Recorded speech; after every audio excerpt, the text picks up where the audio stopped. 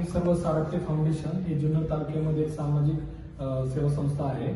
2016चं याचं रजिस्ट्रेशन झालं असून आर्थिक दुर्बल शाळा ज्या आहेत जिल्हा परिषदच्या दुर्गम भागातील त्या शाळांना आम्ही शालेय साहित्य वाटप, त्याबरोबर बालआरोग्य शिबिर, त्याबरोबर अजून सामाजिक उपक्रम आम्ही घेत असतो।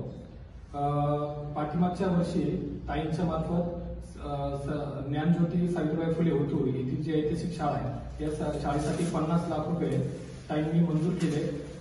त्यासाठी त्यांचा सत्कार करण्यासाठी आम्ही आज जुन्नर येथे उपस्थित आहोत। त्याचबरोबर पूर्ण शाळेचे ऐतिहासिक नूतनीकरणाचे 76 लाख रुपये अशी कॉस्टिंग असून ताईंच्या मार्फत ती मंजूर झाली। ताईंचे आमच्या सर्वांच्या वतीने खूप खूप आभार। आज निलेश भाऊ सारथ्य फाउंडेशन हे ओतूरमध्ये असणारे ओतूरमधले हे सगळे तरुण एकत्रित येऊन पंचकोशीतील म्हणजे सगळ्या तालुक्यातल्या प्रत्येक ठिकाणातल्या लोकांना त्यांनी एकत्रित केलं आणि जे कामानिमित्त कुठेही असले, महाराष्ट्राच्या कुठल्याही कोपऱ्यात असले तरी सुद्धा माझं गाव माझी जन्मभूमी ही जुन्नर शिवनेरी आणि तिथे शिवछत्रपतींचा भूमी जन्म झाला अशा ह्या असणाऱ्या तालुक्यातले आपण सगळे आहोत। आपण काहीतरी समाजाचं देणं लागतोय या भावनेतून यांनी हे फाउंडेशन 16ला उभं केलं आणि या फाउंडेशनच्या माध्यमातून उद्याचा घडणारा विद्यार्थी आणि मेरा भारत खाली नुसतं महान होऊन चालणार नाही तर ते करण्यासाठी मी काय करू शकतो या उद्देशाने ह्या सगळ्यांनी काम सुरू केलेलं आहे।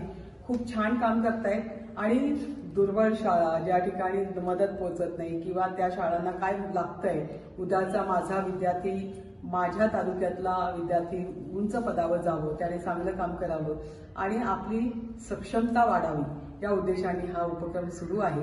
आणि याच माध्यमातून ही जी मुलींची शाळा ओतूरमध्ये आहे ही मुलींची शाळा त्यांनी निवड केली पहिल्यांदा की बाबा याच्यावर आपण काम केलं पाहिजे। सावित्रीबाई फुले यांनी 8 शाळा ज्या उभारल्या महाराष्ट्रामध्ये त्यातली ही 4 नंबरची शाळा आहे आणि पूर्णतः मुलींची शाळा आहे। परंतु गेली 2 वर्ष हे लोक सतत प्रयत्न करतायत, प्रयत्नवादी आहे आणि नुसते प्रयत्न नाही तर यशस्वी प्रयत्न करत असताना ते माझ्यापर्यंत जेव्हा शिरीष आणि सगळे आले तर ती गोष्ट आपण हाती घेतली कारण जतन करणं आपलं काम आहे, उद्याच्या पिढीला सांगणं हे आपलं काम आहे। आपण नुसतं म्हणतो मी जिजाऊची लेक, मी सावित्रीची लेक, पण मी काहीतरी योगदान देऊ शकते का या उद्देशातून या कामाची सुरुवात होत असताना पुराणत्व जपवायचं आहे। तिथली असणारी कौलं, तिथे असणारं जे स्ट्रक्चर ते जसंच्या तसं करून त्यांना परिपूर्ण करून द्यायचं आहे हा ह्या सगळ्यांचा मानस आणि याच्यामध्ये यांनी खूप कष्ट घेतले। ती कौलं मिळत नव्हती त्याच्यासाठी इतका प्रयत्न केला, आज ती कोल्हापूरमध्ये आपल्याला 6 महिन्यापूर्वी प्राप्त झाली, त्या ठिकाणी ती कंपनी मिळाली आणि आज आपण त्या सगळ्या गोष्टी जतन करून हे सगळ्यांच्या माध्यमातून त्या ठिकाणी 76 लक्ष रुपये आजचं एस्टिमेट आहे म्हणजे 4 महिन्यापूर्वी त्याला मंजुरी दिली।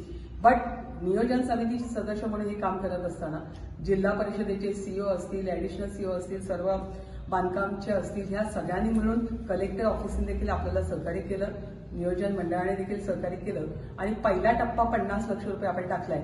उर्वरित लागणारा 76 लक्ष आजचं एस्टिमेट आहे पण कालांतराने ते वाढू शकतं, वाढलं तरी तेवढा पैसा देण्याची जबाबदारी मी स्वीकारली आहे कारण खऱ्या अर्थाने समाजकारणात काम करत असताना अशा लोकांची, अशा तरुणांची खूप गरज आहे की जे स्वतःचं घर आणि प्रपंच करत असताना समाजाची बांधिलकी बजावत आहेत आणि समाजामध्ये एक चांगलं उच्च स्थान बनवण्यासाठी ते प्रयत्नशील आहेत आणि म्हणून उद्याच्या पिढीला घडवणाऱ्या या सगळ्यांना आपला सलाम आहे।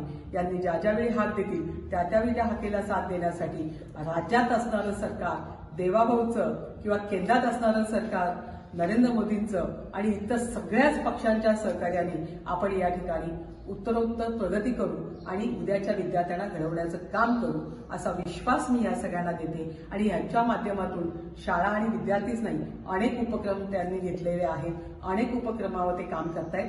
अशाच तरुणांनी पुढे येण्याची गरज आहे आणि हातात हात घालून माणुसकीचा धागा जपण्याची गरज आहे, ते हे करतायत म्हणून त्यांना लाख लाख शुभेच्छा। आजचा प्रजासत्ताक दिन हा 76वा प्रजासत्ताक दिन आहे परंतु या ठिकाणी जे संविधान आपल्याला बाबासाहेब आंबेडकरांनी, डॉक्टर राजेंद्र प्रसाद यांनी त्या कमिटीने दिलं त्याची 75वी आहे, 75 वर्ष पूर्ण झालेली आहेत। ज्या घटनेच्या आधारे आपण समाजामध्ये आणि देशामध्ये कार्यरत राज्यकर्ते आहेत त्या दिवसानिमित्त देखील त्यांना लाख लाख शुभेच्छा देते आणि माझ्या शब्दांना विराम देते. जय हिंद, जय महाराष्ट्र, जय श्रीराम.